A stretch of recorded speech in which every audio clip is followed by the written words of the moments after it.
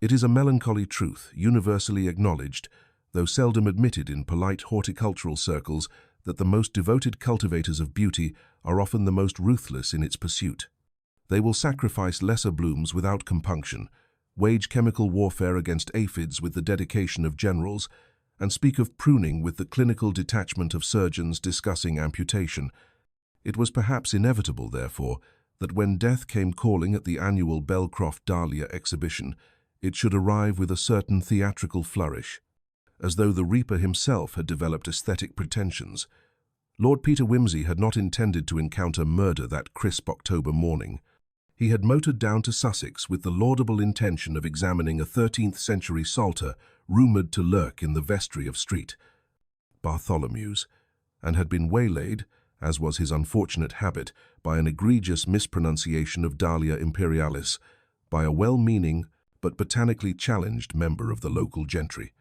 "My dear Fortescue," he had been observing to his host, adjusting his monocle with that particular air of gentle superiority that made lesser mortals contemplate violence.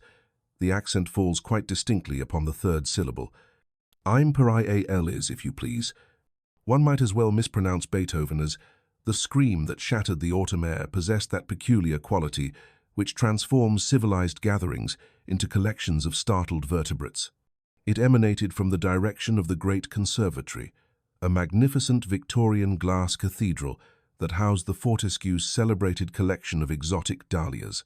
The sound was followed by the unmistakable crash of breaking glass, and what appeared to be the sort of hysterical sobbing that suggests the discoverer of something considerably more distressing than black spot or greenfly. "Good Lord," murmured Wimsey, removing his monocle and polishing it with the deliberate care of a man who has learned that haste and accuracy are seldom compatible. "Someone appears to have encountered something rather more alarming than a case of botanical misclassification."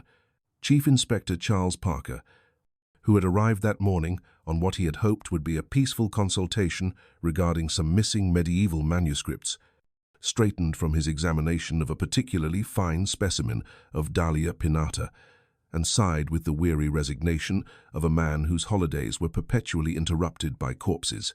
"Shall we investigate?" suggested Wimsey, though he was already gliding toward the conservatory with that peculiar floating gait that made him appear to drift rather than walk. "Though I do hope this won't interfere with luncheon. Mrs. Fortescue's cook has achieved something approaching the sublime with saddle of mutton." They found the conservatory in a state of considerable disorder.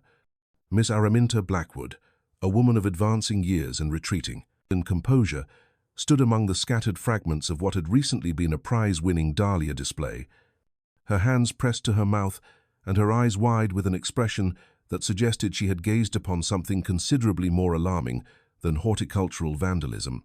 But it was not the destruction of botanical property that commanded their attention. Sprawled among the black dahlias, those magnificent, velvety specimens that had been the pride of the exhibition, lay the body of Mr. Cornelius Blackwood, Miss Araminta's nephew and heir. He was quite thoroughly dead, and someone had taken considerable trouble to arrange him with artistic precision. His arms were crossed in the manner of a medieval effigy, and a single black dahlia had been placed upon his chest, pinned there with an ornate silver brooch, depicting a rather malevolent-looking gargoyle. "Dear me," observed Wimsey, stepping carefully around a puddle of water from an overturned watering can. "How very theatrical. One might almost suspect our Mr. Blackwood of having staged his own demise, were it not for that rather inconvenient wound at his temple." Parker crouched beside the body with professional efficiency, noting the small, precise hole just above the left ear. "Small caliber," he murmured. "Close range.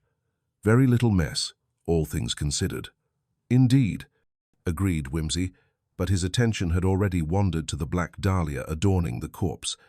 He produced a pair of exquisite kid gloves and leaned closer, frowning with what appeared to be aesthetic displeasure. "I must confess myself rather disappointed, Charles. One expects a certain botanical integrity from a murderer who takes such pains with his stagecraft." Parker stared at his friend with familiar exasperation. "What the devil do you mean?" "This dahlia, my dear fellow," Wimsey explained, straightening and adjusting his tie with fastidious precision. "Have? While undoubtedly a magnificent specimen, it is not strictly ferf, Speaking black. No dahlia ever is. They achieve merely the deepest possible maroon or purple, creating an illusion of blackness through the absorption of light. To present this as genuinely black is rather like calling a very dark horse a panther poetic, perhaps, but botanically inexact. Good God, Peter, Parker muttered. The man's been murdered, and you're giving us a lecture on flower pigmentation. Accuracy in these matters is rather important, Whimsy replied mildly.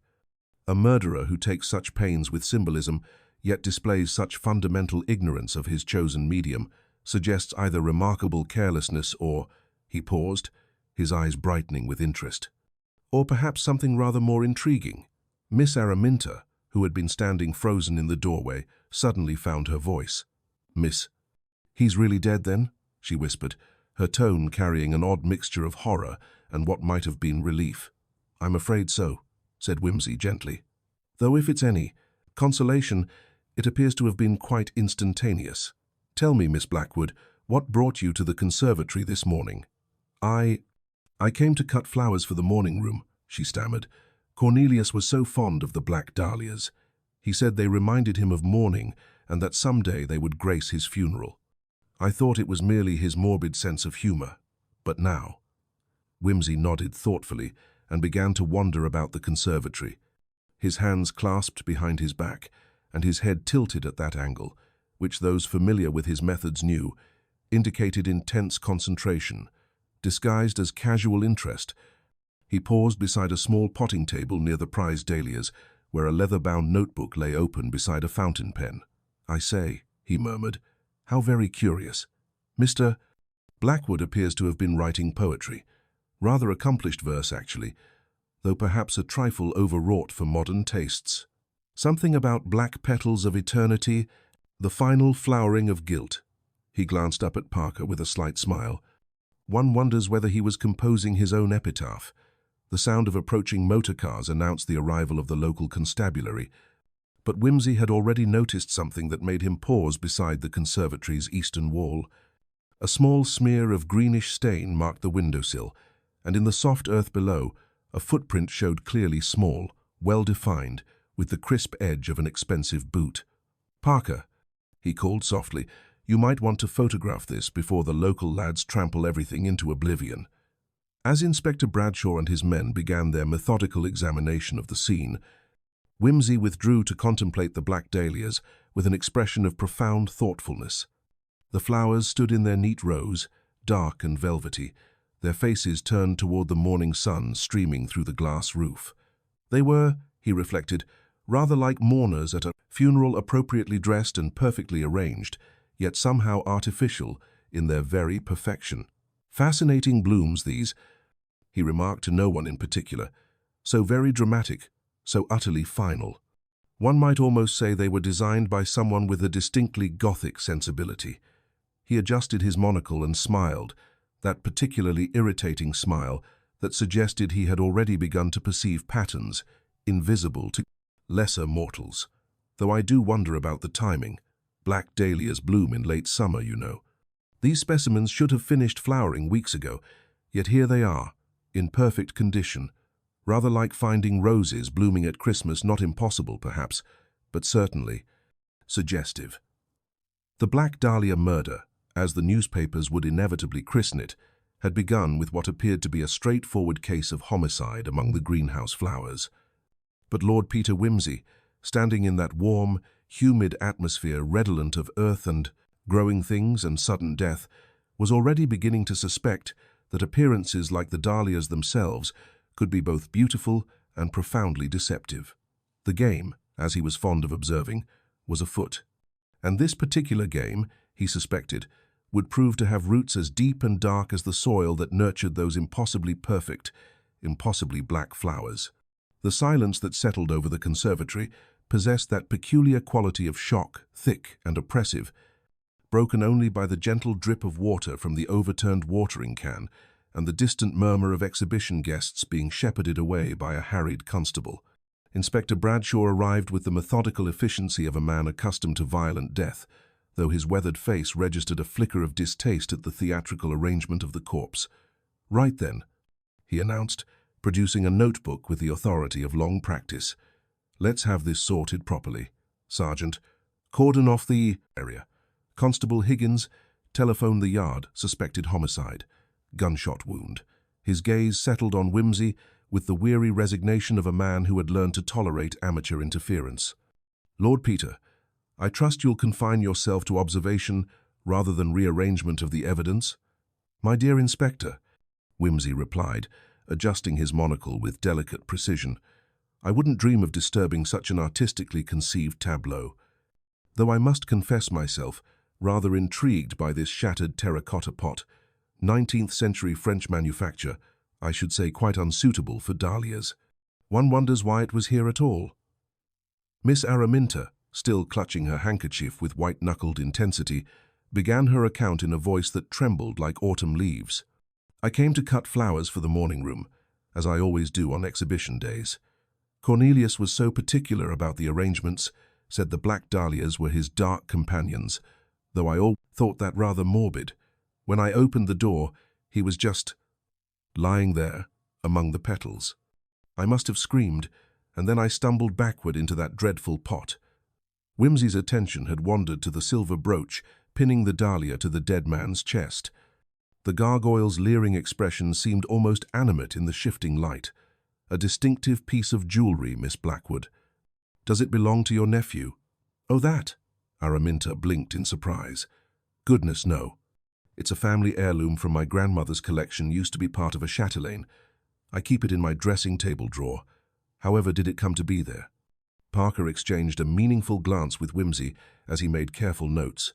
The brooch transformed the crime from a simple domestic dispute into something far more premeditated and personal.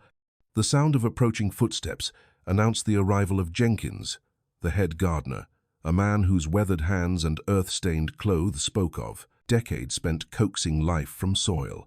His face bore the particular gravity of one who had witnessed something profoundly disturbing to the natural order. "Begging your pardon, miss," he said to Araminta, "but they're saying something's happened to Mr. Cornelius?" "I'm afraid so, Jenkins," she whispered. The gardener's expression darkened with what appeared to be more disapproval than grief. "I knew no good would come of all this exhibition business. Strangers poking about, disturbing things that ought to be left alone. Mr. Cornelius was asking for trouble, if you don't mind me saying." Whimsy's eyebrows rose with interest. "Asking for trouble? In what particular way?" Jenkins hesitated, clearly uncomfortable with speaking ill of the dead. "Well, sir, he'd been acting strange these past weeks. Secretive-like, coming and going at odd hours, receiving letters he wouldn't let anyone see. And yesterday," he glanced nervously at Miss Araminta, "yesterday he had a terrible row with someone, on the telephone, shouting about money and secrets, saying how some people would be sorry they'd ever crossed him." Miss Araminta looked genuinely shocked. "I heard nothing of the sort, Jenkins. That's because you were at the church committee meeting, miss. But I was working in the potting shed just outside the library window, couldn't help but overhear. Seemed to me like Mr. Cornelius was trying to put pressure on someone, if you take my meaning." "Most illuminating," murmured Whimsy. "What time did you arrive this morning, Jenkins?" "6:30, as always. I like to complete the watering before the heat builds." "Mr. Cornelius was already here, pacing among the black dahlias like a man with something heavy weighing on his mind.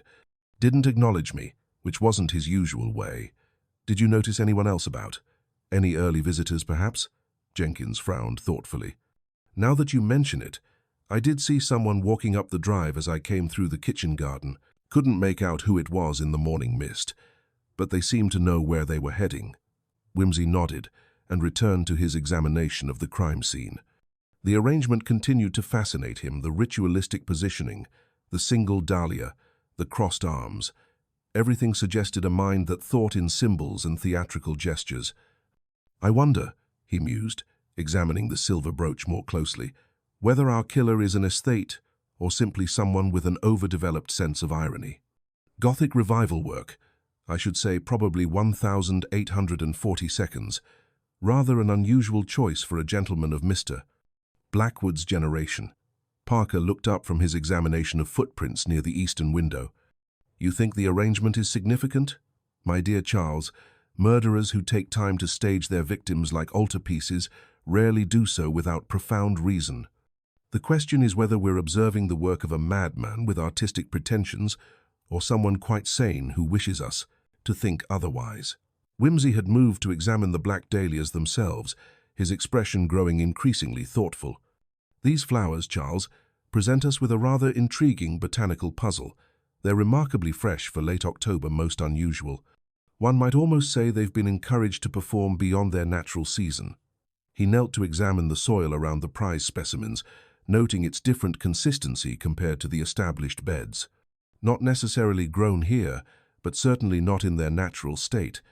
And that footprint you mentioned, small, distinct, suggesting someone who stood precisely there, perhaps observing, perhaps waiting for the exact moment when these black petals of eternity would be in full, unseasonable bloom. Inspector Bradshaw, overhearing this exchange, snorted with barely concealed impatience. Footprints are evidence, Lord Peter. Poetic metaphors about flowers are not. But the flowers are evidence, Inspector. Whimsy replied mildly, though his pale eyes held a glint of amusement. Evidence like dahlias can be cultivated to present a certain appearance. The art lies in discerning the true nature beneath the carefully arranged petals.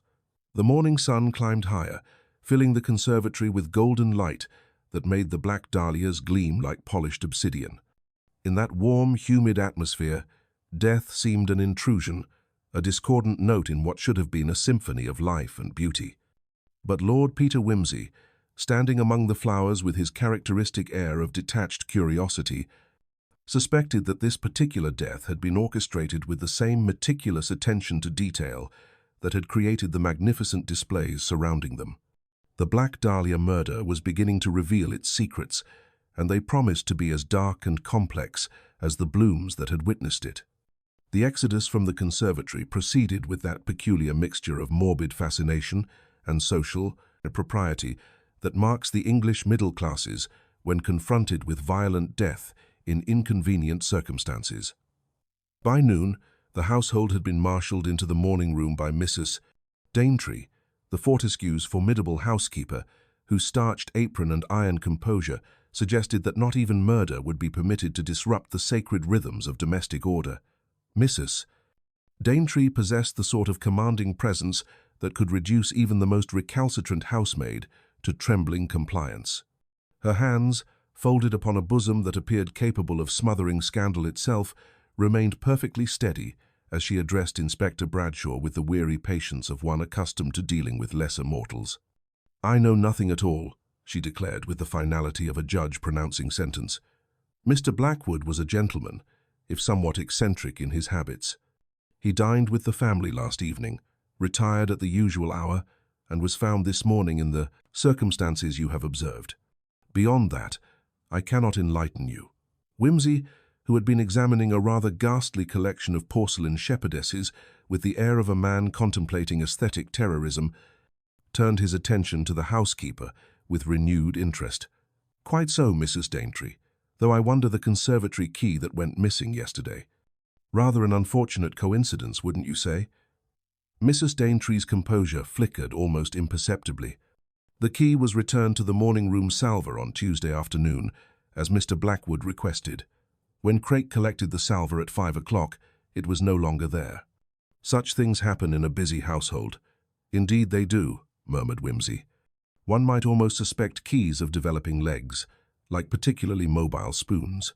Craik, the butler, materialized with the silent efficiency of his calling, though his usually impassive features bore traces of genuine distress. He resembled, Whimsy reflected, a mortified walnut wrapped in black broadcloth, dignified, certainly, but somehow diminished by circumstances beyond his control. "I served Mr. Blackwood his evening tray at 11:15. Craik intoned with the precision of a man who regarded accuracy as a moral imperative. "Cold chicken, tongue, and a glass of port, taken in the library." He requested that I place a wooden crate beside the hearth marked "Bulbs Fragile," it was. He asked for scissors, which I provided. I retired immediately thereafter. Parker looked up from his notes with interest. "This crate, did you observe anything unusual about it?" It appeared to be of foreign manufacture, Inspector. German, perhaps, judging by the markings. Mr. Blackwood handled it with considerable care, almost reverence, one might say. Whimsy's eyebrows rose with that expression of mild surprise that those familiar with his methods knew indicated intense interest. German, you say? How very international. And the timing of your service? Craik, you're quite certain of the 11:15? Absolutely, my lord. I set my duties by the stable clock, which keeps excellent time. Ah, but which stable clock? Whimsy inquired with deceptive casualness. The one that strikes 4 minutes fast, or the one that Mrs. Daintree insists is 5 minutes ahead of proper time?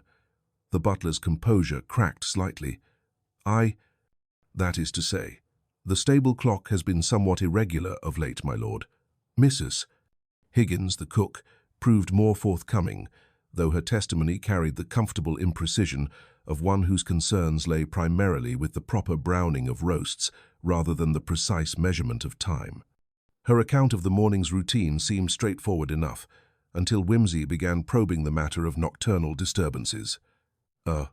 Young Thomas, the night footman, mentioned hearing motor-car engines in the early hours, she confided, lowering her voice conspiratorially.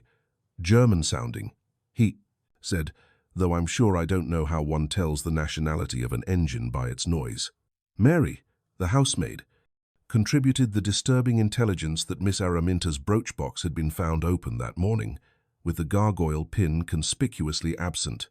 Her testimony carried the particular weight that comes from genuine fear she had, she admitted, always found the Gothic ornament unsettling.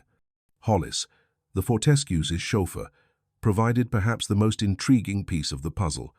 A lean, competent young man with the practical manner of one who understood machinery better than human nature, he had driven Mr. Blackwood to the late train on Wednesday evening and collected him at 10:40 on Thursday night. He carried that wooden crate himself, Hollis reported. Marked bulbs fragile, it was, though it seemed heavier than bulbs ought to be, and he had a leather attaché case that he wouldn't let me touch. Tipped me properly, though, and said I was to be ready at 8 sharp this morning to help transport exhibition materials to the conservatory. Did you see him again after 10:40? Parker inquired. No, Inspector. I went to the garage to attend to the Daimler's plugs. Heard the stable clock strike the 11:15, though it would have been running a few minutes fast, as usual. As if summoned by their discussion of foreign manufacture and mysterious crates, a motor car of distinctly continental appearance drew up the drive.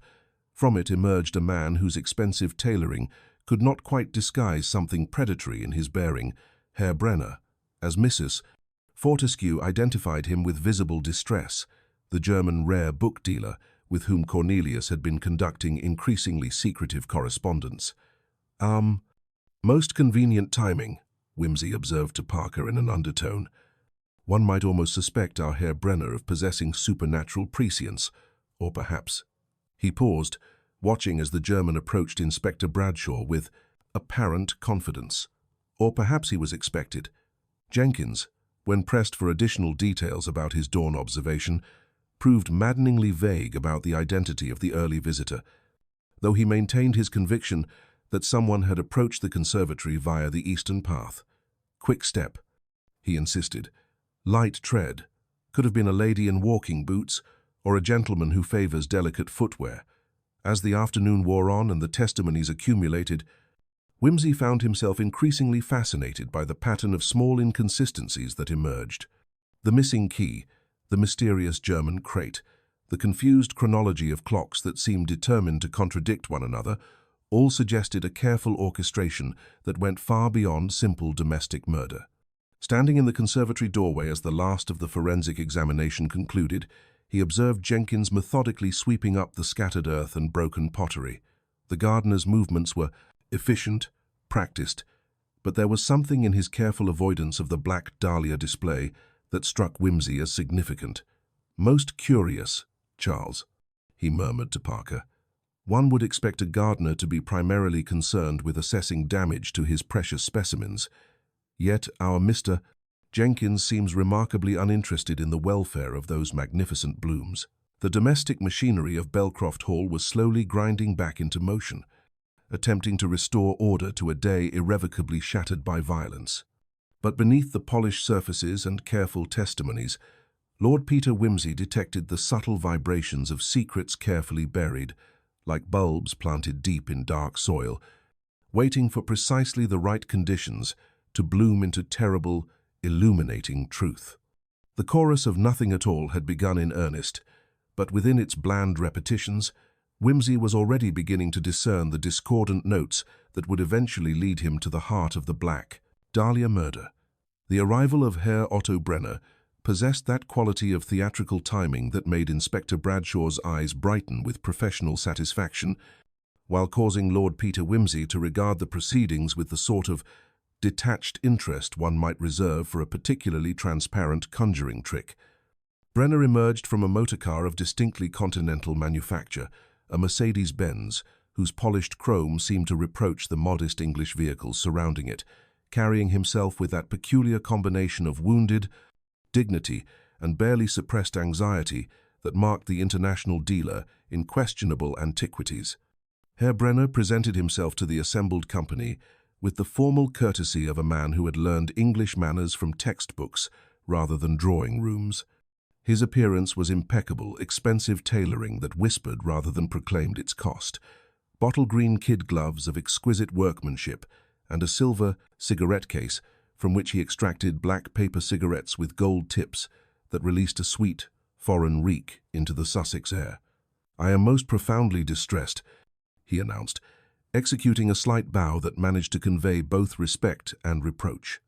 "I have arrived by appointment to conclude a matter of considerable delicacy with Herr Blackwood, only to discover this unpleasantness, most irregular, most disturbing to the proper conduct of business." Inspector Bradshaw, who preferred his suspects to arrive with convenient motives and foreign accents, leaned forward with barely concealed eagerness. "And what was the nature of this business, Herr Brenner?" "A medieval psalter of exceptional rarity," Brenner replied, producing a leather portfolio with ceremonial precision. 13th century, Cistercian provenance, with marginalia of considerable scholarly interest. We had concluded negotiations some weeks ago, but Herr Blackwood had become, how shall I say, recalcitrant regarding the final arrangements. Wimsey, who had been examining a particularly offensive example of Victorian needlework, turned his attention to the German with renewed interest. Recalcitrant? In what particular manner? Brenner's composure flickered almost imperceptibly. He had taken possession of the manuscript for examination, as is customary, but was delaying the transfer of payment. Yesterday, on the telephone, he spoke of new conditions and additional considerations, most unprofessional. As if summoned by their discussion, Jenkins appeared in the doorway, his weathered face bearing an expression of grim vindication. "Begging your pardon, Inspector, but I found this near the prize dahlias." He held up the stub of a black cigarette, its gold tip still faintly visible. "Foreign tobacco, by the smell of it. Not the sort of thing our people smoke." Bradshaw's satisfaction was palpable as he examined the evidence. "The same brand you're smoking now, Herr Brenner." "A common, continental cigarette," Brenner replied smoothly, though his eyes had hardened. "Available in any tobacconist's shop, from Dover to Edinburgh." "Perhaps," murmured Wimsey, "though I suspect Constable Higgins might disagree. These particular cigarettes possess a rather distinctive aroma, Turkish and Latakia blend, I should say, with a touch of something rather more exotic, not precisely common in rural Sussex." Parker, who had been examining the conservatory's eastern window, called their attention to a faint greenish stain on the sill. "Copper-based compound," he observed. "Fresh, I should say, rather the shade one might expect from quality kid gloves that had encountered Bordeaux mixture." Brenner glanced at his elegant gloves with what appeared to be genuine surprise. "I have touched nothing, Inspector. If there is contamination, it must have occurred during my examination of the motor car's engine this morning. A small mechanical difficulty on the Dover road." The discovery that transformed Brenner from mere suspect to apparent villain emerged from Blackwood's private study, the converted muniment room that Mrs. Fortescue had mentioned with such visible discomfort. Hidden beneath a collection of botanical journals, Parker uncovered a correspondence file that revealed the true scope of Cornelius Blackwood's recent activities. The letters painted a picture of systematic blackmail conducted with scholarly precision. Blackwood had apparently been documenting the questionable provenance of medieval manuscripts throughout the European art trade, then approaching current owners with offers to clarify certain historical uncertainties for appropriate consideration. "Dear me," observed Whimsy, examining a particularly damning exchange. "Our Mr. Blackwood appears to have discovered that knowledge of irregular acquisitions could be quite as profitable as the acquisitions themselves. Rather like a medieval version of insurance, one might say." Among the correspondence, one letter stood out for its barely controlled fury. "Your demands have become intolerable. There are limits to what civilized people will endure. Payment will be made as agreed, but this is your final collection. Continue this persecution, and you will discover that some of us are not as helpless as you suppose." The arrival of Herr Otto Brenner possessed that quality of theatrical timing that made Inspector Bradshaw's eyes brighten with professional satisfaction, while causing Lord Peter Whimsy to regard the proceedings with the sort of detached interest one might reserve for a particularly transparent conjuring trick. Brenner emerged from a motor car of distinctly continental manufacture, a Mercedes-Benz whose polished chrome seemed to reproach the modest English vehicles surrounding it, carrying himself with that peculiar combination of wounded dignity and barely suppressed anxiety that marked the international dealer in questionable antiquities, managed to convey both respect and reproach. "I have arrived by appointment to conclude a matter of considerable delicacy with Herr Blackwood, only to discover this unpleasantness, most irregular, most disturbing to the proper conduct of business." Inspector Bradshaw, who preferred his suspects to arrive with convenient motives and foreign accents, leaned forward with barely concealed eagerness. "And what was the nature of this business, Herr Brenner?" "A medieval psalter of exceptional rarity," Brenner replied, producing a leather portfolio with ceremonial precision. 13th century, Cistercian provenance, with marginalia of considerable scholarly interest. We had concluded negotiations some weeks ago, but Herr Blackwood had become, how shall I say, recalcitrant regarding the final arrangements. Whimsy, who had been examining a particularly offensive example of Victorian needlework, turned his attention to the German with renewed interest. Recalcitrant? In what particular manner? Brenner's composure flickered almost imperceptibly. He had taken possession of the manuscript for examination, as is customary, but was delaying the transfer of payment. Yesterday, on the telephone, he spoke of new conditions and additional considerations, most unprofessional. As if summoned by their discussion, Jenkins appeared in the doorway, his weathered face bearing an expression of grim vindication. "Begging your pardon, Inspector, but I found this near the prize dahlias." He held up the stub of a black cigarette, its gold tip still faintly visible. "Foreign tobacco, by the smell of it. Not the sort of thing our people smoke." Bradshaw's satisfaction was palpable as he examined the evidence. "The same brand you're smoking now, Herr Brenner." "Common continental cigarette," Brenner replied smoothly, though his eyes had hardened. "Available in any tobacconist's shop from Dover to Edinburgh." "Perhaps," murmured Whimsy, "though I suspect Constable Higgins might disagree. These particular cigarettes possess a rather distinctive aroma, Turkish and Latakia blend, I should say, with a touch of something rather more exotic. Not precisely common in rural Sussex." Parker, who had been examining the conservatory's eastern window, called their attention to a faint, greenish stain on the sill. "Sev, copper-based compound," he observed. "Fresh, I should say. Rather the shade one might expect from quality kid gloves that had encountered Bordeaux mixture." Brenner glanced at his elegant gloves with what appeared to be genuine surprise. "I have touched nothing, Inspector. If there is contamination, it must have occurred during my examination of the motor car's engine this morning. A small mechanical difficulty on the Dover road." The discovery that transformed Brenner from mere suspect to apparent villain emerged from Blackwood's private study, the converted muniment room that Mrs. Fortescue had mentioned with such visible discomfort. Hidden beneath a collection of botanical journals, Parker uncovered a correspondence file that revealed the true scope of Cornelius Blackwood's recent activities. The letters painted a picture of systematic blackmail conducted with scholarly precision. Blackwood had apparently been documenting the questionable provenance of medieval manuscripts throughout the European art trade, then approaching current owners with offers to clarify certain historical uncertainties for appropriate consideration. "Dear me," observed Whimsy, examining a particularly damning exchange, "our Mr. Blackwood appears to have discovered that knowledge of irregular acquisitions could be quite as profitable as the acquisitions themselves. Rather like a medieval version of insurance, one might say." Among the correspondence, one letter stood out for its barely controlled fury. "Your demands have become intolerable. There are limits to what civilized people will endure. Payment will be made as agreed, but this is your final collection. Continue this persecution, and you will discover that some of us are not as helpless as you suppose." The letter was signed O.B.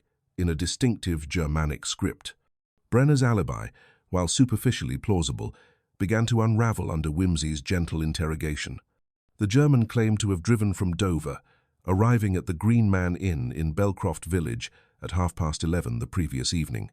Yet the railway timetable he carried showed no direct connection that would have necessitated such a journey, and Thomas, the night footman, insisted he had heard a foreign engine in the early hours around 2:30 in the morning.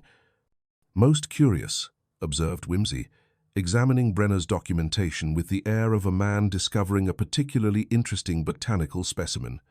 "Your motor journey seems to have involved rather more travel than geography would suggest necessary. One wonders whether you perhaps made multiple trips to Sussex once for reconnaissance, perhaps, and again for conclusion." Brenner's face had assumed the waxy pallor of a man watching his carefully constructed alibi crumble. "I drove directly from Dover. Any suggestion otherwise is preposterous." "Quite possibly," agreed Whimsy with that particular smile that suggested profound skepticism wrapped in perfect courtesy. "Though one does wonder about the timing. A blackmail victim, driven to desperation by escalating demands, might well find the courage for decisive action in the small hours of the morning, when the world sleeps and conservatory keys can be borrowed without observation."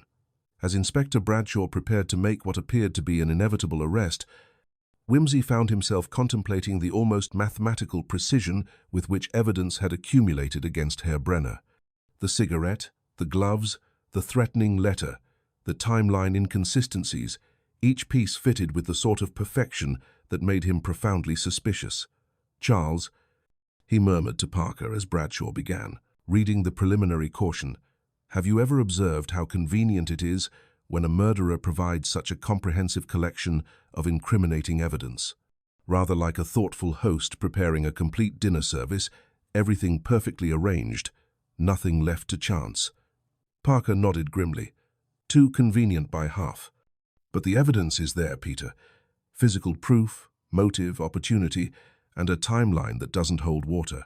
"Indeed," agreed Whimsy, watching as Brenner was led away with the dignity of a man who believed his innocence would eventually be established. "Though I can't help wondering whether we're observing the work of a particularly careless criminal, or someone rather more clever who wishes us to believe in carelessness." The red herring had been presented with admirable theatrical flair, complete with foreign accent, obvious motive, and a trail of evidence that led inexorably to one conclusion. But Lord Peter Whimsy, standing in the autumn sunlight, streaming through the conservatory glass, suspected that the true drama was only beginning to unfold among the Black Dahlias. The departure of Herr Brenner, handcuffed and protesting his innocence with Teutonic precision, should have brought the satisfying conclusion that Inspector Bradshaw's methodical soul craved. Yet Lord Peter Whimsy found himself experiencing that peculiar dissatisfaction that accompanies the completion of a jigsaw puzzle, whose pieces fit with suspicious perfection. He lingered in the conservatory as afternoon shadows began their stately procession across the glass, his attention drawn to those maddening trifles that others dismissed as irrelevant. "My dear Charles," Whimsy observed, adjusting his monocle with that particular air of gentle superiority that made lesser mortals contemplate violence, "there exists a regrettable tendency in the human psyche to embrace the obvious with an enthusiasm bordering on the pathological. The more neatly a puzzle presents itself, the more suspicious one should become. Life, alas, is seldom quite so obliging as to arrange its solutions in such pristine packages. Parker, who was methodically reviewing the accumulated evidence, looked up with familiar exasperation. But Peter, the man possessed clear motive, threatening correspondence, a timeline that crumbles under scrutiny, and he left physical evidence at the scene. What more could one reasonably require? A dissenting detail, perhaps, Whimsy replied, producing his pocket watch and consulting it with ceremonial gravity. A single stubborn fact that refuses to be coerced into the prevailing narrative. Murder, being a particularly untidy human endeavor, rarely conforms to the rigid logic of continental railway timetables, presents itself, the more suspicious one should become. Life, alas, is seldom quite so obliging as to arrange its solutions in such pristine packages. Parker, who was methodically reviewing the accumulated evidence, looked up with familiar exasperation. But Peter, the man possessed clear motive, threatening correspondence, a timeline that crumbles under scrutiny, and he left physical evidence at the scene. What more could one reasonably require? A dissenting detail, perhaps, Whimsy replied, producing his pocket watch and consulting it with ceremonial gravity. A single stubborn fact that refuses to be coerced into the prevailing narrative. Murder, being a particularly untidy human endeavor, rarely conforms to the rigid logic of continental railway timetables. The domestic investigation deepens. Whimsy's subsequent inquiries struck Bradshaw as utterly impertinent and Parker as merely eccentric, yet they possessed that methodical precision that characterized his most successful investigations. His first target was Mrs. Daintree, whom he discovered in the morning room, her starched composure intact despite the morning's disturbances. "Those curtains, Mrs. Daintree," he began, examining the damask with sacerdotal gravity. "Newly lined for autumn, I observe. The unbleached crease speaks of recent installation, yet the dust pattern along the sill suggests they were drawn recently, but not last night. Most illuminating." The housekeeper's expression tightened almost imperceptibly. Master Cornelius preferred morning light in the conservatory. The drawing-room curtains are opened before breakfast, the morning room at 8, to prevent carpet fading. Whimsy nodded thoughtfully, then bent to examine the Persian hearth-rug with the delicate attention of a botanist studying rare specimens. "Your maid brushes north to south, following established tradition. Yet here observe this flattened section running east to west, precisely the width of a crate dragged by reluctant hands. The exhibition materials were staged here, Mrs. Daintree replied stiffly. Mr. Blackwood examined his bulbs in proper morning light. Moving to the silver salver that gleamed with chaste propriety upon the side table, Whimsy lifted it with the reverence due to sacred vessels.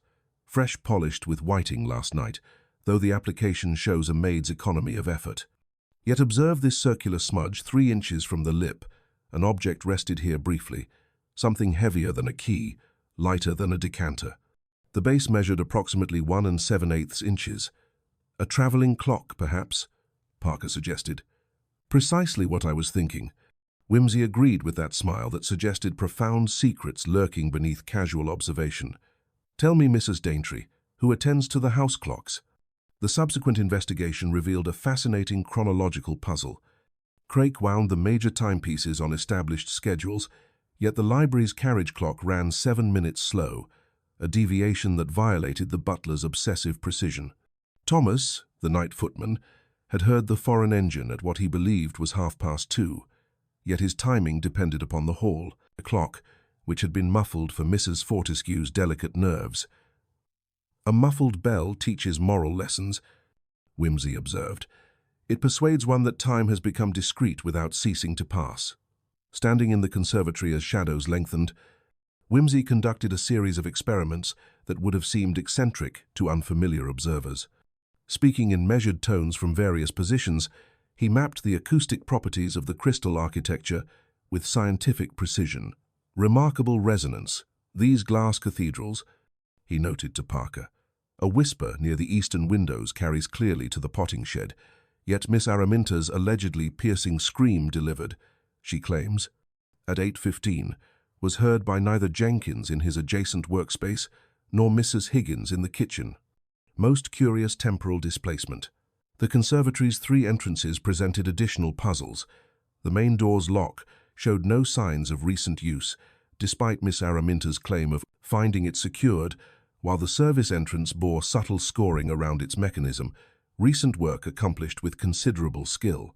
Jenkins, when pressed for details about the prize dahlias, revealed information that troubled Whimsy's methodical mind.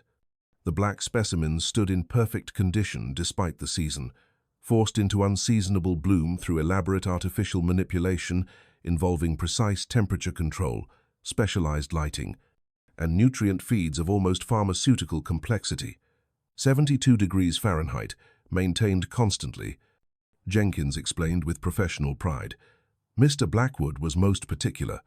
Daily watering at 6:30 with distilled water, warmed to 68 degrees, using his own secret bone meal mixture.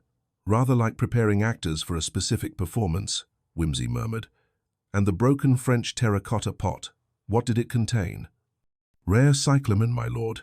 Mr. Blackwood said its delicate nature reminded him of certain fragile truths. Near the Black Dahlia display, Whimsy discovered elements that suggested careful preparation for dramatic effect. A wooden lectern positioned at precise angles, a leather-bound volume of Gothic poetry open to passages about death and botanical symbolism, and most intriguingly, a photographer's tripod bearing adjustment marks that indicated specific positioning for optimal viewing of the area where Blackwood's body had been discovered. Someone has been preparing for a performance, Charles, he observed, examining the tripod with professional interest. Note the precise calibration this was positioned to capture a very particular tableau. The poetry volume revealed marginalia in Blackwood's hand, with one verse marked emphatically, "In gardens of the night where black flowers bloom, the guilty find their predetermined doom." Hollis, the chauffeur, provided the final piece of the emerging puzzle. The wooden crate marked "bulbs fragile" that Blackwood had, transported with such care, had vanished completely. Despite thorough searches of study, bedroom, and accessible areas, no trace remained of the mysterious container that had required such delicate handling. He insisted on carrying it himself, Hollis recalled, said it contained something too precious for common hands. Heavy, it seemed, though marked fragile.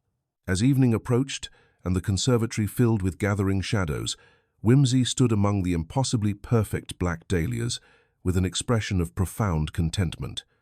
The accumulation of small inconsistencies, the acoustic anomalies, the temporal confusions, the horticultural impossibilities, the theatrical preparations, the missing evidence had begun to form a pattern of deliberate misdirection. "Charles," he said quietly, "I begin to suspect we are not investigating murder at all, but rather the final act of a considerably more complex drama. Someone has taken extraordinary trouble to ensure that every detail supports a particular narrative, rather like a novelist arranging clues for his detective's convenience." The red herring had been presented with admirable theatrical flair, complete with foreign accent, obvious motive, and a trail of evidence leading inexorably to one conclusion. But Lord Peter Whimsy, standing among the black dahlias as darkness gathered, suspected that the true performance was only beginning to unfold, a performance orchestrated by a mind that thought in symbols, understood domestic rhythms, and possessed the patience to force flowers into unseasonable bloom for purposes that remained tantalizingly obscure. The game, as he was fond of observing, had taken a distinctly more interesting turn. The morning mist that clung to Belcroft Hall's windows possessed that peculiar quality of concealment that seemed to mirror the household's collective determination to obscure rather than illuminate. Lord Peter Whimsy, however, approached the second day's investigations with the methodical precision of a natural philosopher conducting experiments in temporal mechanics, treating chronology not as an immutable constant, but as a potentially unreliable witness requiring rigorous cross-examination. Armed with his Patek Philippe pocket watch, a timepiece of such astronomical accuracy that it could shame lesser instruments into submission, Whimsy embarked upon a systematic mapping of Belcroft's temporal geography. The household's collection of clocks, he discovered, constituted a confederation of anarchists, each maintaining its own rebellious relationship with Greenwich Mean Time. The stable clock, that sovereign guide of Crake's punctilious soul, struck 8 at precisely 8 minutes and 5 seconds past the hour by Parker's watch, its bell carrying with crystalline clarity to the potting shed, the eastern path, and the conservatory's service entrance.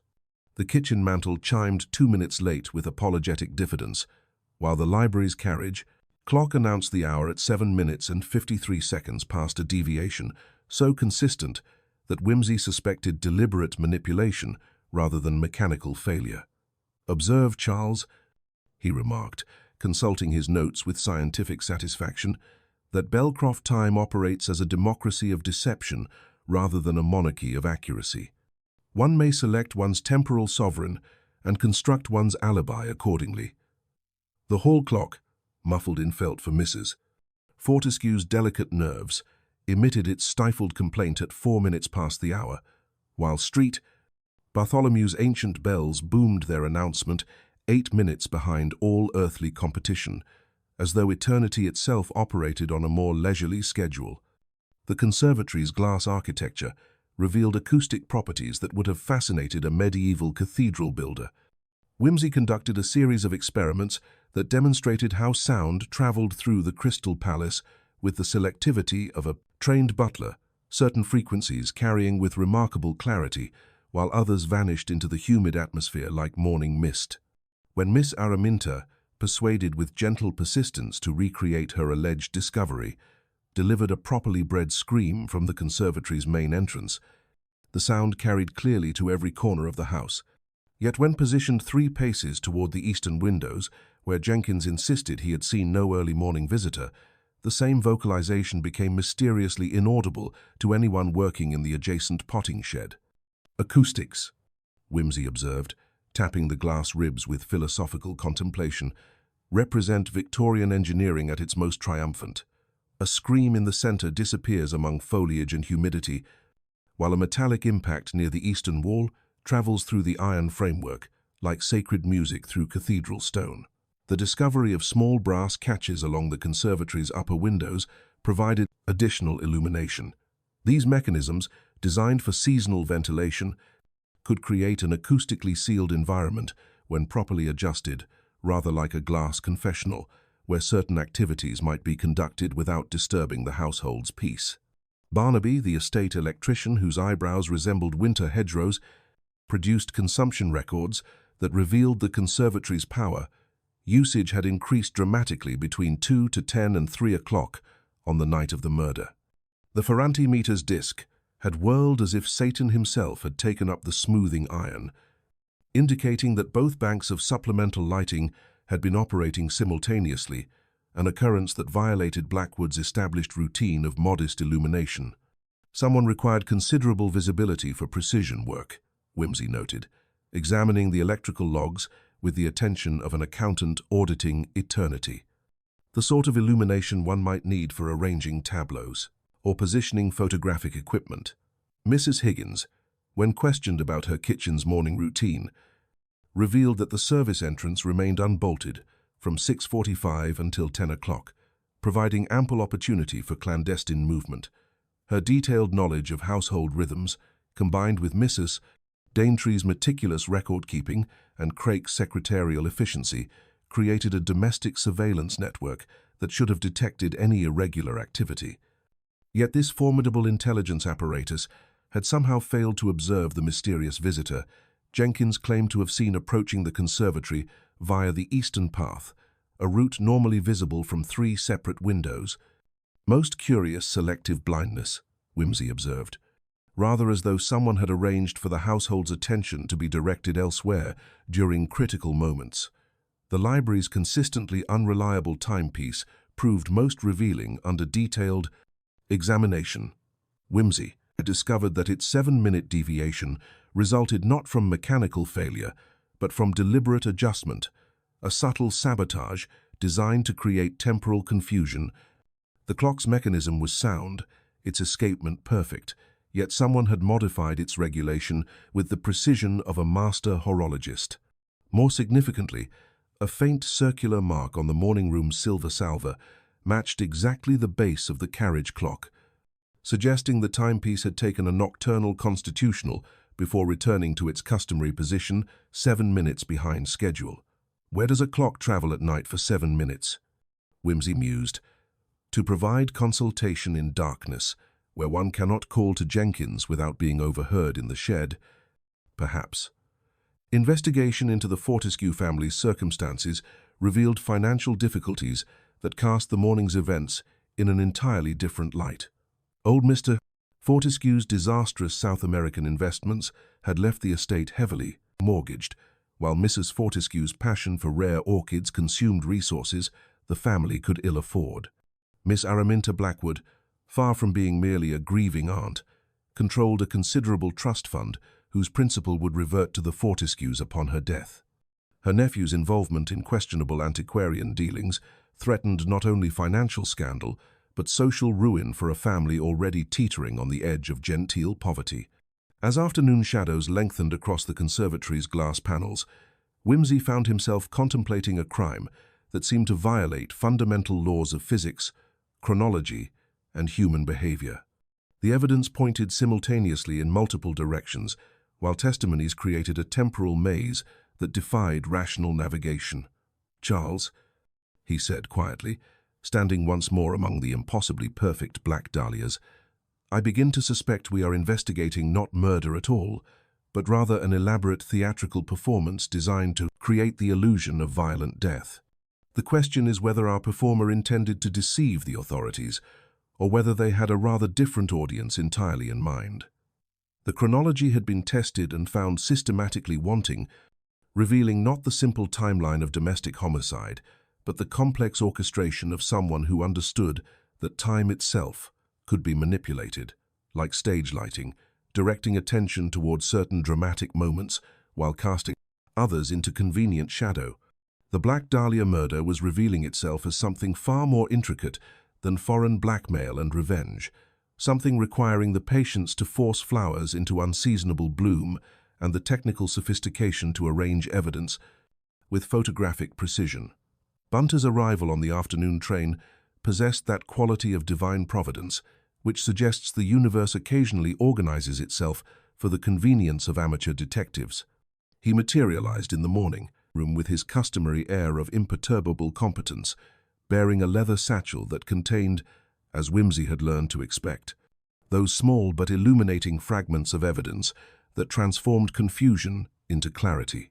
"I took the liberty, my lord," Bunter announced with ceremonial precision, "of calling upon the Belcroft postmistress, a most observant lady who recalls that the late gentleman received, within the past month, no fewer than 7 registered letters, 3 bearing continental postmarks, 2 from London districts, and 2, most curiously, addressed to a Mr.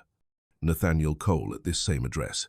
Whimsy's eyebrows rose with that expression of delighted surprise that indicated pieces of a puzzle clicking into satisfactory alignment. "Nathaniel Cole? How very accommodating of our Mr. Blackwood to maintain correspondence with himself. One wonders whether they enjoyed a cordial relationship." From his satchel, Bunter produced a small collection of items that possessed the sacred quality of evidence properly gathered. A laundry mark cut from a shirt collar, NC, rather than CB, a hotel bill from modest lodgings in Bloomsbury, and most significantly, a pawn ticket for a silver brooch of Gothic design, dated 3 months prior and redeemed by A. Blackwood 2 days thereafter. The establishment in Jermyn Street was most cooperative. Bunter continued, "Mr. Cole maintained a small account for personal items, nothing elaborate, but sufficient for a gentleman maintaining a secondary wardrobe. The proprietor described him as rather more bohemian in his tastes than his country cousin." "I took the liberty, my lord," Bunter announced with ceremonial precision, "of calling upon the Belcroft postmistress, a most observant lady who recalls that the late gentleman received, within the past month, no fewer than 7 registered letters, 3 bearing continental postmarks, 2 from London districts, and 2, most curiously, addressed to a Mr. Nathaniel Cole at this same address." Whimsy's eyebrows rose with that expression of delighted surprise that indicated pieces of a puzzle clicking into satisfactory alignment. "Nathaniel Cole? How very accommodating of our Mr. Blackwood to maintain correspondence with himself. One wonders whether they enjoyed a cordial relationship. From his satchel, Bunter produced a small collection of items that possessed the sacred quality of evidence properly gathered. A laundry mark cut from a shirt collar, NC, rather than CB, a hotel bill from modest lodgings in Bloomsbury, and most significantly, a pawn ticket for a silver brooch of Gothic design, dated 3 months prior and redeemed by A. Blackwood 2 days thereafter. The establishment in Jermyn Street was most cooperative. Bunter continued. Mr. Cole maintained a small account for personal items, nothing elaborate, but sufficient for a gentleman maintaining a secondary wardrobe. The proprietor described him as rather more bohemian in his tastes than his country cousin. I took the liberty, my lord, Bunter announced with ceremonial precision, of calling upon the Belcroft postmistress, a most observant lady, who recalls that the late gentleman received, within the past month, no fewer than 7 registered letters, 3 bearing continental postmarks, 2 from London districts, and 2, most curiously, addressed to a Mr. Nathaniel Cole at this same address. Wimsey's eyebrows rose with that expression of delighted surprise that indicated pieces of a puzzle clicking into satisfactory alignment. Nathaniel Cole? How very accommodating of our Mr. Blackwood to maintain correspondence with himself. One wonders whether they enjoyed a cordial relationship. From his satchel, Bunter produced a small collection of items that possessed the sacred quality of evidence properly gathered. A laundry mark cut from a shirt collar, N.C., rather than C.B., a hotel bill from modest lodgings in Bloomsbury, and most significantly, a pawn ticket for a silver brooch of Gothic design, dated 3 months prior and redeemed by A. Blackwood 2 days thereafter. The establishment in Jermyn Street was most cooperative. Bunter continued. Mr. Cole maintained a small account for personal items, nothing elaborate, but sufficient for a gentleman maintaining a secondary wardrobe. The proprietor described him as rather more bohemian in his tastes than his country cousin. Among Blackwood's effects, concealed behind botanical journals in his private study, Wimsey discovered evidence of yet another facet of his complex personality. A leather portfolio contained photographs of remarkable artistic sophistication, theatrical tableaux, featuring the Black Dahlias in elaborate arrangements that suggested both aesthetic sensibility and psychological obsession. The photographs bore the subtle marks of professional technique, careful lighting, precise composition, and an understanding of shadow and contrast that spoke of serious study. Several featured Blackwood himself, posed among the dark blooms with the dramatic intensity of a pre-Raphaelite model, his expression suggesting a man exploring the aesthetic possibilities of mortality. Our Mr. Blackwood appears to have possessed artistic pretensions, Wimsey noted, examining a particularly striking image, rather like a gentleman amateur exploring the intersection of beauty and death. One wonders whether these represented mere aesthetic exercise or preparation for a more elaborate performance. Dr. Hartwell, the family physician whose discretion was legendary, but whose professional curiosity proved more accommodating under gentle pressure, revealed consultations that cast Blackwood's behavior in an entirely different light. The deceased had been experiencing what he described as temporal displacement, periods during which he lost hours or entire days, emerging with no memory of his activities, yet finding evidence of complex tasks completed with meticulous precision. Most disturbing manifestations, Doctor, Hartwell confided, adjusting his spectacles with nervous precision. He spoke of finding correspondence in his own hand that he could not recall writing, appointments in his diary that he had no memory of making. On one particularly distressing occasion, he discovered himself in the conservatory at 3 in the morning, fully dressed and holding garden shears, with no recollection of how he had arrived there. The medical consultations suggested a mind fragmenting under the pressure of maintaining incompatible identities, the respectable botanist, the blackmailing antiquarian, the romantic poet, and perhaps others yet to be discovered. As afternoon shadows lengthened across the conservatory's glass cathedral, Wimsey found himself contemplating evidence that suggested not murder at all, but an elaborate theatrical performance designed to achieve transformation rather than termination. The missing wooden crate, the acoustic properties of the glass architecture, the photographic equipment, the insurance policy, all pointed toward a crime that existed primarily in the realm of illusion.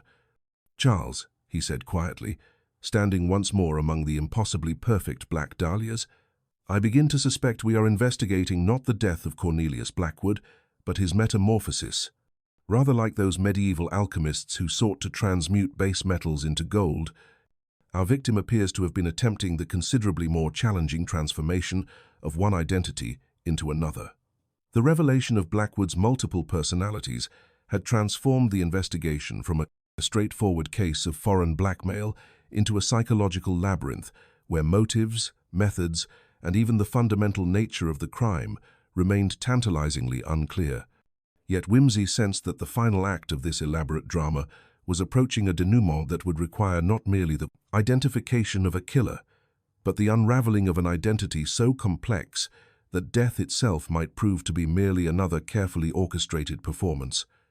The double life had been revealed in all its intricate psychological architecture, but Lord Peter Whimsy suspected that the most challenging revelations were yet to come. The morning light filtering through the conservatory's glass cathedral possessed that peculiar quality of revelation that transforms the mundane into the significant. It was Bunter who, with the methodical precision that characterized his approach to domestic archaeology, provided the first thread that would eventually unravel the entire tapestry of deception surrounding the Black Dahlia murder. "I took the liberty, my lord," Bunter announced, with that ceremonial gravity reserved for particularly damning discoveries, "of examining the morning room's silver service with appropriate thoroughness." From his leather satchel, he produced a collection of items that possessed the sacred quality of evidence properly gathered.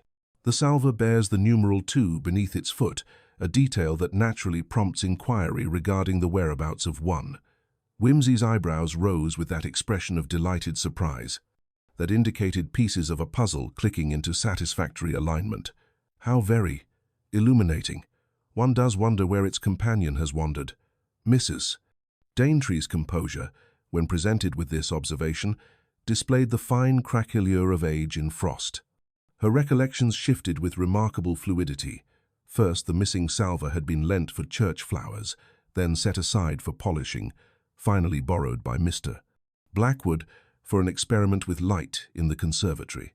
The whiting polish showed recent application and multiple attempts to efface a circular greenish stain, copper salts, as Whimsy noted with scientific satisfaction.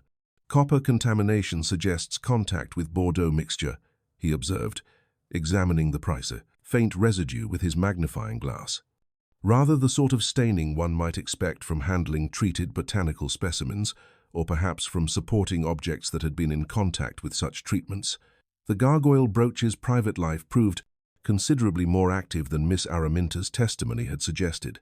Mary, whose eyes were too round for successful dissimulation, confessed under gentle pressure that Miss Araminta had worn the medieval ornament to both matins and evensong the previous Sunday. This sat ill beside her earlier declaration that the thing reposed habitually in a drawer. Bunter's pawn ticket, bearing the signature A. Blackwood and dated 3 months prior, lay upon the table like a reproachful sermon. "I redeemed the brooch," Araminta admitted finally, her voice carrying the iron self-command of a woman bred to drown panic in formality. "Cornelius had borrowed it without my leave. I would not have it sold. Nothing," observed Whimsy gently, "is of consequence beside death except, occasionally, the truth. Though one does wonder about the timing of these redemptions and the curious coincidence that your family heirloom should find itself pinning a dahlia to your nephew's chest."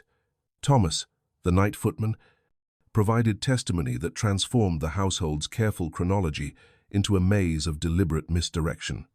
His account of hearing foreign engines at 2:30 had been calculated from the hall clock's muffled chime after being sent on a series of fruitless errands by Miss Araminta to the larder for Dutch cheese that wasn't there, to Crake for hymn numbers the butler naturally didn't possess, to the still room for stump wicks that were never kept there.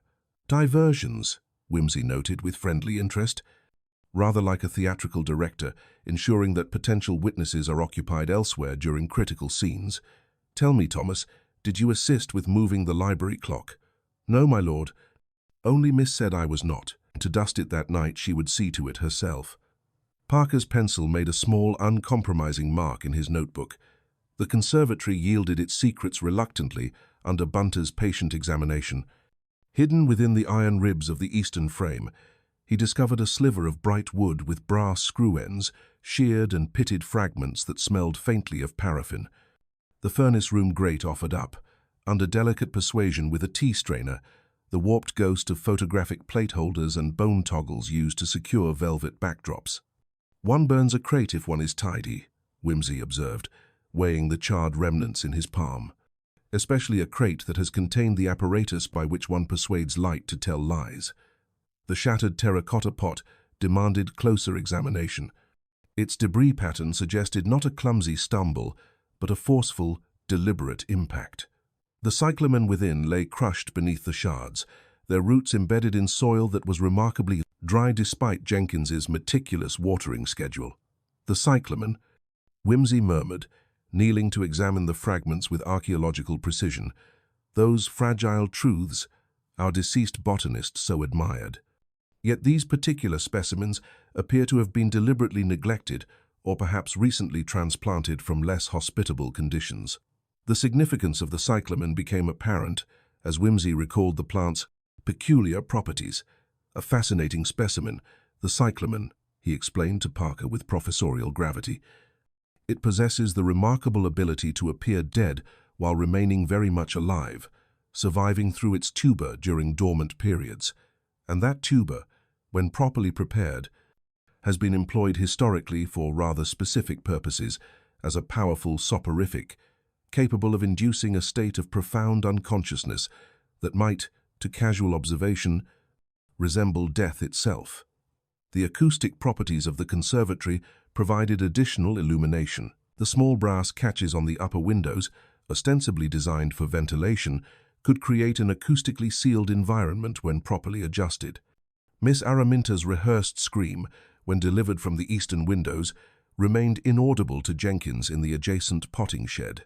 If the windows were sealed during the critical period, Whimsy postulated, then considerable violence could transpire without alerting the household. The forceful destruction of that terracotta pot, for instance, would have been heard by no one save the perpetrator and, perhaps, the victim.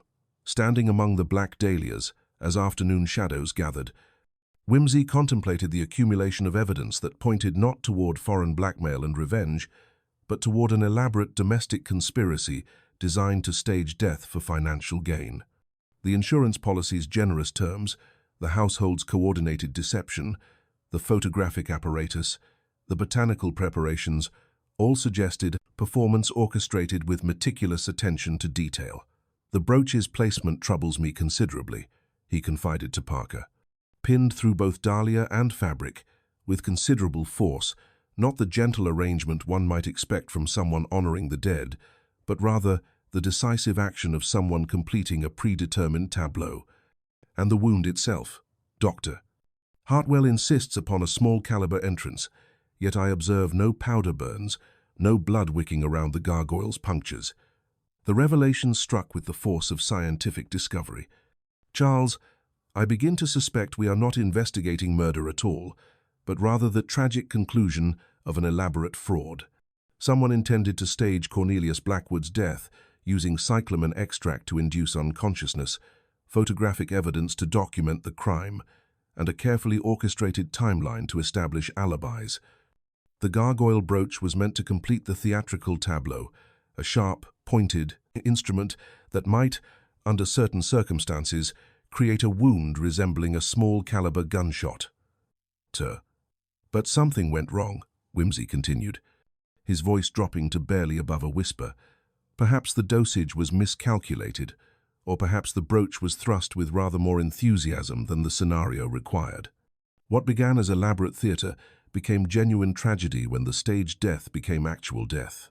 The Black Dahlia Murder was revealing itself as something far more complex than foreign conspiracy, a domestic tragedy born of financial desperation, enabled by botanical knowledge, and executed with the precision of a theatrical production. Yet in their careful orchestration of deception, the conspirators had created the very evidence that would ultimately expose their guilt. The twist in testimony was not that witnesses had lied about what they observed, but that they had told carefully rehearsed truths about a performance that had gone catastrophically wrong. Miss Araminta's scream had been genuine, not the discovery of unexpected death, but the realization that their elaborate fraud had become actual murder through miscalculation or malice. Lord Peter Wimsey, standing among the impossibly perfect Black Dahlias, prepared for the theatrical reveal that would expose not a foreign killer seeking revenge, but a domestic conspiracy whose members had discovered that the line between stage death and actual murder could be crossed with the thrust of a medieval brooch and the miscalculation of a botanical dose. The game was approaching its final act, and the truth promised to be as dark and complex as the flowers that had witnessed it. The afternoon light filtering through Belcroft Hall's ancient windows possessed that peculiar quality of theatrical anticipation, as though the very atmosphere understood that truth was preparing to emerge from its elaborate disguise. Lord Peter Wimsey, having spent the morning in what appeared to be aimless, wandering but was actually methodical preparation, announced over luncheon that a small demonstration would be conducted at 9 o'clock precisely in the conservatory. Nothing elaborate, he assured Mrs. Fortescue with that particular smile that suggested elaborate preparations were already well advanced.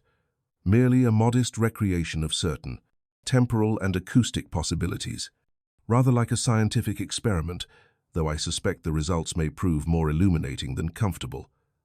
The household received this intelligence with varying degrees of enthusiasm. Inspector Bradshaw muttered about irregular procedures, while Parker, seasoned by long experience of Wimsey's methods, merely sighed and requested that no actual crimes be committed during the demonstration. Miss Araminta accepted the announcement with frosty resignation, though her hands betrayed a tremor that suggested nerves stretched beyond their natural elasticity. By 9 o'clock, the conservatory had been transformed into something resembling both laboratory and theatre.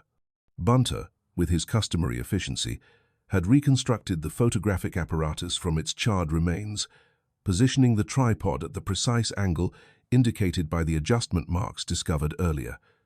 The brass catches on the eastern windows had been sealed exactly as they had been on the night of the murder, creating that peculiar acoustic isolation that transformed the glass cathedral into a chamber of selective silence. Barnaby, the electrician, hovered near the switchboard with the nervous anticipation of a man about to sanction considerable extravagance. At Wimsey's signal, both banks of supplemental lighting blazed to life, bathing the Black Dahlias in that harsh, clinical brilliance that had consumed such remarkable quantities of power during the early morning hours of the crime. "Observe the Ferranti meter," Wimsey noted with scientific satisfaction as the disk began its frantic rotation. At 2 to 10 on, the morning in question, this same electrical consumption was recorded. One wonders what activity required such illumination during the supposedly quiet hours of the night. The household staff assembled with the reluctant fascination of witnesses to an execution. Mrs. Daintree maintained her starched composure, though her eyes held a wariness that suggested professional anxiety about domestic revelations. Craik stood with butler-like impassivity, while Jenkins fidgeted with the uncomfortable air of a man whose carefully tended secrets were about to be uprooted like weeds. "The conservatory's acoustic properties," Wimsey began, moving to the eastern windows where the sealed catches gleamed in the artificial light, "represent a triumph of Victorian engineering over the inconvenient laws of physics. When properly configured, these windows create an environment where considerable activity may transpire without alerting the household." He positioned Miss Araminta at the main entrance, requested that she recreate her morning discovery. Her scream, delivered with theatrical precision, carried clearly throughout the glass structure and beyond to the kitchen court. Yet when she moved 3 paces toward the eastern windows and repeated the performance, Jenkins, stationed in the adjacent potting shed, reported hearing nothing whatsoever. "Selective acoustics," Wimsey observed with gentle satisfaction, "rather like a confessional designed by someone with a profound understanding of domestic surveillance. Certain activities become effectively invisible to household observation." The carriage clock, retrieved from the library and positioned on the eastern windowsill, provided additional illumination of temporal manipulation. This particular timepiece maintains a consistent 7-minute deviation from Greenwich Mean Time, Whimsy explained, adjusting its hands with delicate precision.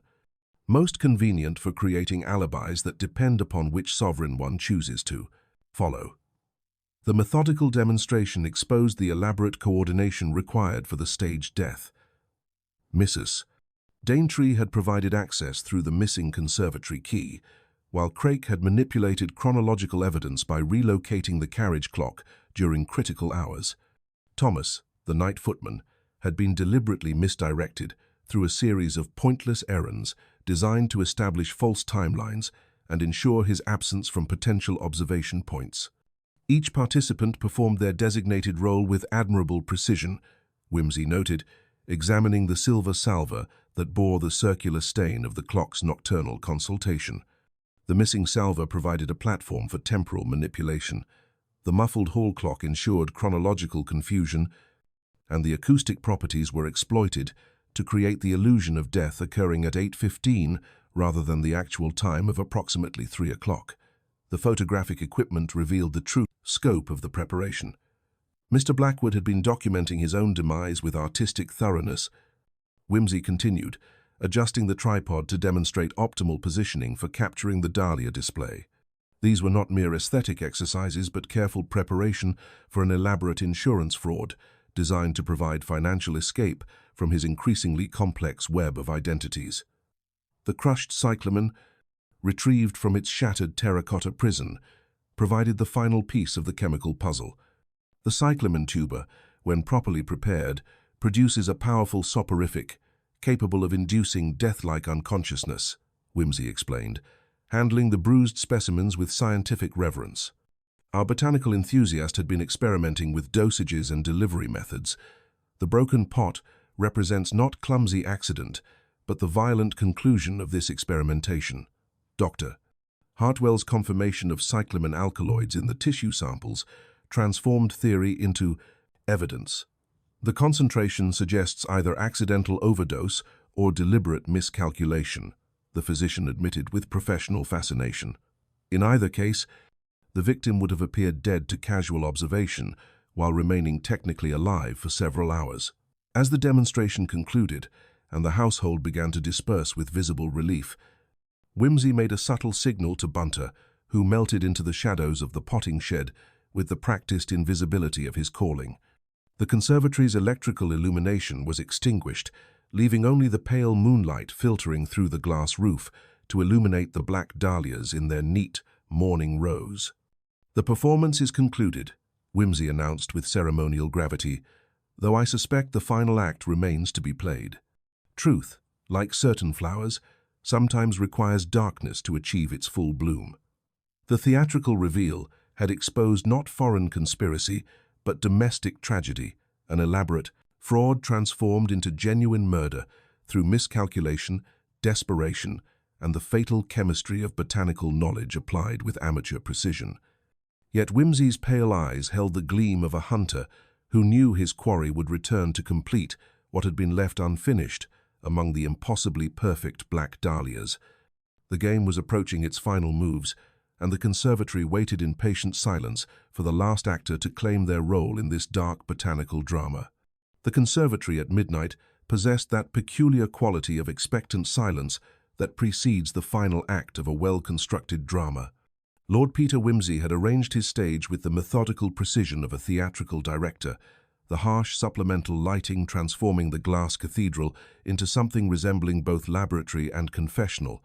The black dahlias stood in their neat rows like a congregation of dark witnesses, their velvety faces turned toward the eastern windows, where shadows gathered with almost tangible density. Bunter materialized from the potting shed's darkness with his customary invisibility, while Parker positioned himself near the service entrance with the weary resignation of one who had learned to trust his friend's theatrical instincts. Inspector Bradshaw muttered about irregular procedures, but his complaints carried the hollow ring of ritual protest rather than genuine objection. "The beauty of a well-constructed trap," Whimsy observed to the assembled company, adjusting his monocle with ceremonial precision, "lies not in its complexity, but in its inevitability. One simply provides the conditions under which truth must reveal itself, rather like forcing exotic blooms into unseasonable flower. At 17 minutes past midnight, by the stable clock, that anarchist timepiece, whose rebellious relationship with Greenwich Mean Time had provided such convenient chronological confusion, she came. Miss Araminta Blackwood moved through the conservatory with the purposeful precision of one completing a long-delayed task, carrying a leather satchel that clinked softly with the sound of glass against metal. "I wondered when you would return," Whimsy said gently, his voice carrying no more accusation than a botanist might employ when noting the blooming habits of night-flowering specimens. The remaining cyclamen preparations required proper disposal, naturally. One cannot leave evidence of botanical experimentation scattered about indefinitely. As the household staff assembled with the reluctant fascination of witnesses to an execution, Whimsy began his exposition with the air of a natural philosopher, explaining the laws governing human behavior.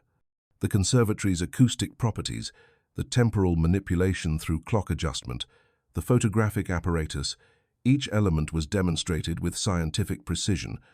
"The crime we have been investigating," he announced, "was never intended to be murder at all, but rather the final performance of an elaborate insurance fraud. Mr. Cornelius Blackwood, or Nathaniel Cole, as Mrs. Dench knew him, had constructed an escape route from his increasingly precarious existence through staged death and financial resurrection. The cyclamen preparations, retrieved from Araminta's satchel, provided the chemical foundation for the deception. The tuber extract, when properly administered, induces a death-like unconsciousness that can persist for hours. The intention was to photograph the seemingly deceased Mr. Blackwood among his Black Dahlias, providing documentary evidence of homicide for the insurance company's satisfaction. Whimsy moved to the reconstructed photographic equipment, its brass fittings gleaming in the harsh electric light. The supplemental lighting, the precise positioning, the theatrical arrangement, all designed to create convincing evidence of violent death. The gargoyle brooch, Miss Blackwood, was intended to create a superficial wound that might, in photographic reproduction, resemble the entry point of a small-caliber bullet. The household staff's involvement emerged through careful questioning. Mrs.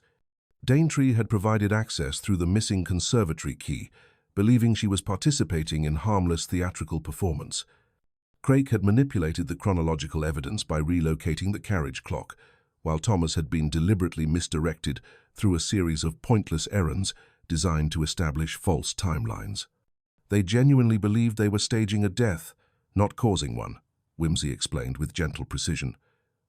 The promise of generous consideration for their cooperation secured their participation in what they understood to be elaborate but harmless deception. But the carefully orchestrated fraud had transformed into genuine tragedy through what Araminta herself described as practical necessity. Standing among the Black Dahlias with her composure finally beginning to crack, she revealed the psychological pressure that had driven the elaborate scheme beyond its original boundaries. Cornelius had become unmanageable, she admitted, her voice carrying the weight of aristocratic resignation. His blackmail schemes threatened not merely his own reputation, but the family's social position. When I realized he intended to confess everything to the authorities, said he was tired of living multiple lives and wanted to face the consequences. Honestly, I understood that such nobility would destroy us all. The cyclamen dosage had been carefully calculated through weeks of experimentation, but Blackwood's recent loss of appetite due to nervous strain had created an unexpected variable. The alkaloid concentration that should have induced temporary unconsciousness had proven more potent than intended, leaving him in a state of profound insensibility that bordered on genuine death. I administered the extract as planned, Araminta continued, her hands trembling as she recalled the night's events. The photographs were taken, the scene arranged with artistic precision. But as I prepared to complete the staging with the gargoyle brooch, a superficial wound to support the murder theory, I realized that the chemical simulation had become something far more permanent. The medieval brooch, with its sharp Gothic pin, had been thrust not merely to create theatrical evidence, but with the desperate force of someone transforming elaborate fraud into final solution. The skull is treacherously thin at the temple, Whimsy observed with clinical detachment. What was intended as stage makeup became genuine violence through miscalculation and mounting desperation. The gargoyle brooch had possessed symbolic significance beyond its practical application. My grandmother always said it represented family honor, Araminta revealed, her voice dropping to barely above a whisper. The gargoyle watching over our reputation, protecting us from shame. It seemed appropriate that it should play a role in preserving what Cornelius threatened to destroy. The insurance policy's generous terms for homicide victims had provided the financial motive, but the true driving force had been the psychological pressure of maintaining respectability while managing an increasingly erratic nephew whose criminal activities threatened complete social ruin. The irony, Whimsy noted with philosophical sadness, is that your nephew's insurance policy contained exclusion clauses for deaths resulting from the policyholder's own criminal activities. The blackmail evidence would have voided any claims, regardless of the circumstances surrounding his demise. As dawn approached and the conservatory began to fill with pale morning light, Araminta stood among the Black Dahlias with the dignity of one who had accepted inevitable consequences. Her confession emerged not as dramatic breakdown, but as the methodical accounting of a woman bred to face unpleasant truths with aristocratic composure. "I suppose there is a certain justice in the outcome," she observed with philosophical resignation. "We sought to deceive death itself, and death responded by making our deception unnecessary. The fraud became murder through my own hand, and now both crimes must face their proper judgment." The Black Dahlia murder had revealed itself as something far more complex than foreign conspiracy or simple domestic violence, a tragedy of good intentions corrupted by financial desperation, scientific knowledge misapplied, and the fatal moment when elaborate theatre became irreversible reality. Lord Peter Whimsy, standing among the impossibly perfect flowers that had witnessed this dark botanical drama, reflected that truth, like the dahlias themselves, possessed a beauty that remained compelling even when rooted in the darkest soil of human nature. The unmasking was complete, but the moral complexity of the crime would linger like the sweet, heavy scent of flowers blooming out of season, beautiful, unnatural, and forever tinged with the corruption that comes from forcing nature to serve purposes for which it was never intended. The gargoyle brooch, evidence of both medieval craftsmanship and modern desperation, would return to its proper place in the family collection, but its Gothic features would forever bear the invisible stain of having transformed staged death into genuine murder through one desperate thrust in a glass cathedral filled with black flowers and darker secrets. It is not in the nature of certain families to collapse. They subside with ceremony. The morning after Miss Araminta's midnight confession found Belcroft Hall attempting to restore its dignity with characteristic English determination, though the very air seemed heavy with the weight of revelations that could not be undone. Craig announced breakfast as though nothing more disturbing than a shortage of kippers had occurred, while Mrs. Daintree arranged the morning flowers with hands that trembled only slightly, a tremor that spoke volumes about the psychological earthquake that had shaken the household's foundations. Miss Araminta Blackwood sat in the morning room with the composed dignity of a medieval effigy, her hands folded in her lap and her face bearing that expression of aristocratic resignation which suggests the acceptance of consequences long anticipated. Yet it was Parker who delivered the final devastating blow to her carefully constructed edifice of justification. "I'm afraid there's something else you should know," he said gently, producing the insurance policy with apologetic precision. "The exclusion clauses are quite specific regarding criminal activity by the insured. Any death resulting from the policyholder's own illegal actions voids all benefits entirely. The silence that followed possessed that peculiar quality of air being slowly released from a punctured balloon.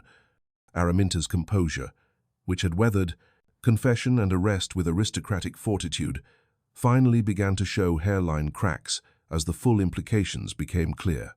"You mean to say," she whispered, her voice carrying the weight of dawning comprehension, "that all our calculation was for nothing, that the blackmail evidence would have voided any claim regardless of how Cornelius died?"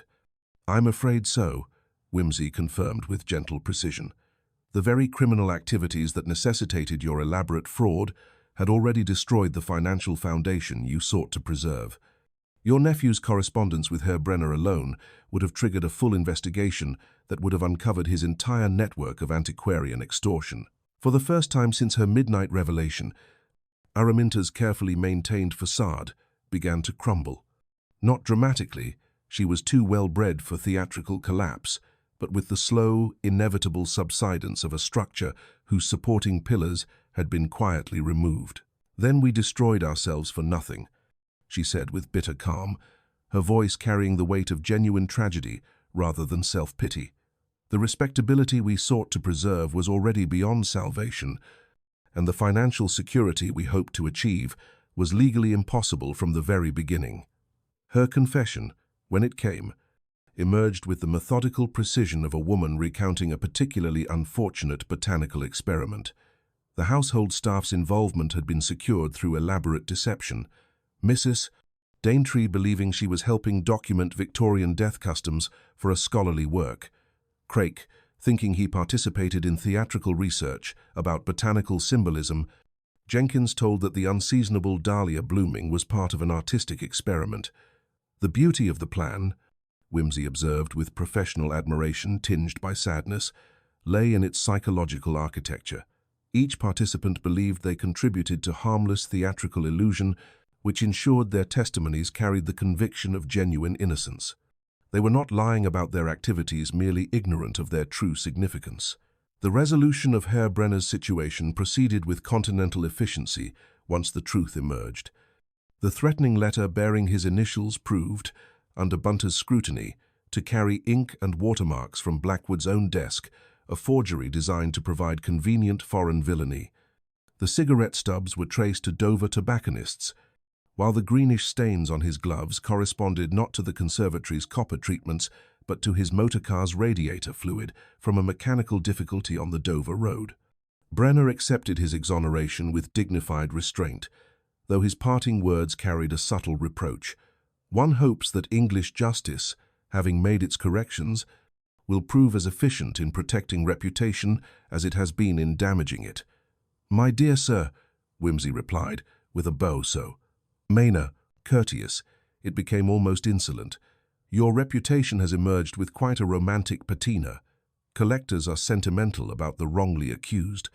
You will probably sell 3 manuscripts on the strength of how England wronged you and made amends with tea." Inspector Bradshaw's formal caution proceeded with mechanical precision, yet Araminta's responses carried the weight of genuine acceptance rather than mere legal compliance. She had moved beyond the elaborate deceptions that had sustained her through the investigation's early stages, arriving at that psychological territory where truth becomes preferable to the exhausting maintenance of lies. "I suppose there is a certain appropriateness to the outcome," she observed, adjusting her gloves with the same meticulous precision she had employed throughout the investigation. "We sought to manipulate death for our own purposes, and death responded by asserting its own terms. The cyclamen extract was meant to create theatrical unconsciousness, not genuine coma. The gargoyle brooch was intended to provide superficial evidence, not to complete the performance so definitively." As she rose to accompany Inspector Bradshaw, her final request carried the full weight of aristocratic privilege, asserting itself, even in extremis. "I should prefer to travel in the Daimler, if you please. One's final journey from one's ancestral home should maintain certain standards." Mrs. Sylvia Dench, who had sat through the revelations with the stunned composure of one whose world had been systematically dismantled, rose with quiet dignity as the formal proceedings concluded. "I must return to London," she announced simply. "I teach second form at St. Agatha's. They will have had long division yesterday. Today we begin fractions. One might say," observed Whimsy gently, "that you are admirably equipped for the remainder of life." He hesitated, then added with uncharacteristic diffidence, "There is a small fund that certain friends maintain for the casualties of other people's contrivances. If you would permit," she declined with a smile that was neither ungracious nor accepting. "No, thank you. I shall manage." Cue after the formal machinery of justice had removed both criminal and evidence, Whimsy found himself alone in the conservatory with Parker and the Black Dahlias. The flowers, having served their dark purpose, were beginning to show the first subtle signs of decline, petals losing their velvety perfection, stems beginning their inevitable surrender to autumn's advance. The supernatural atmosphere we detected, Whimsy mused, examining a particularly fine specimen with botanical interest, proved to be nothing more mysterious than paraffin fumes from photographic apparatus and the sweet, cloying scent of cyclamen alkaloids, rather disappointing for those who prefer their mysteries garnished with genuine otherworldly intervention. Parker, who had been reviewing his notes with the methodical thoroughness that characterized his approach to case resolution, looked up with familiar curiosity. "What will you tell the newspapers when they demand the Black Dahlia mystery in sensational headlines?" "That black is not a color but a habit of light," Whimsy replied with philosophical satisfaction. "That dahlias, like families, become exotic only when forced beyond their natural seasons.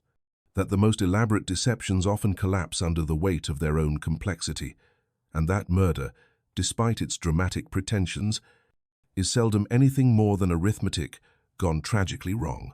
The conservatory, now restored to its proper function as a temple to botanical beauty rather than criminal theatre, seemed to exhale with relief as afternoon shadows began their stately procession across the glass panels. The Black Dahlias, their dark performance concluded, continued their quiet retreat into seasonal dormancy, leaving behind only the lingering scent of autumn flowers and the bitter knowledge that human nature, however carefully cultivated, remains subject to the same fundamental laws that govern both botanical science and moral consequence. "Come," said Whimsy finally, straightening his tie with characteristic precision and turning away from the scene of so much elaborate deception. "Mrs. Fortescue's cook has achieved something approaching the sublime with saddle of mutton, and I find myself quite famished by the exertions of untangling other people's psychological topiary. Truth may be nourishing for the soul, Charles, but it does remarkably little for the stomach." As they departed the conservatory for the last time, Lord Peter Whimsy reflected that the Black Dahlia murder had proven, ultimately, to be a tragedy of good intentions corrupted by social terror, scientific knowledge misapplied, and the fatal moment when elaborate theatre transformed into irreversible reality. The flowers would bloom again next season, but the human drama they had witnessed would remain forever pressed between the pages of legal documents and fading memories, a botanical specimen of human frailty preserved for posterity's contemplation.